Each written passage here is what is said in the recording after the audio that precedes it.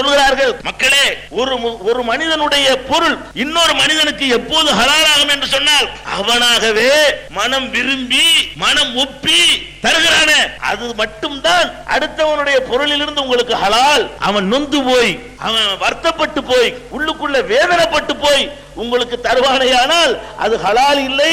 இன்னொருத்தனுடைய பொருள் கூட அவன் தர்றானுங்கிறதுக்காக பயன்படுத்த கூடாதான். பெருமானார் ஸல்லல்லாஹு அலைஹி வஸல்லம் இறுதி வசியத்து பண்றாங்க.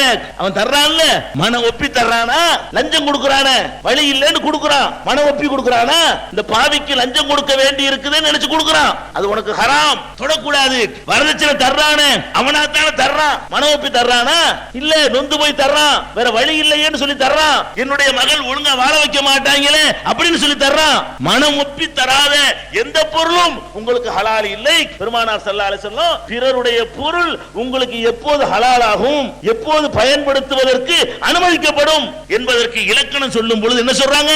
அடுத்தவன் இல்லா தீபி நஃப்ஸிஹி, அவன் மனம் உவந்து தருகின்ற பொருள்களை தவிர எந்த மனிதனுடைய பொருளும் உங்களுக்கு ஹலால் இல்லை, அனுமதி இல்லை. இப்படி நீங்கள் உங்களுடைய இதை பாதுகாத்துக் கொள்ளுங்கள். அடுத்தவனுடைய பொருள்களுக்கு இவ்வளவுக்கு நீங்கள் மரியாதை கொடுக்க வேண்டும் சொல்கிறார்கள்.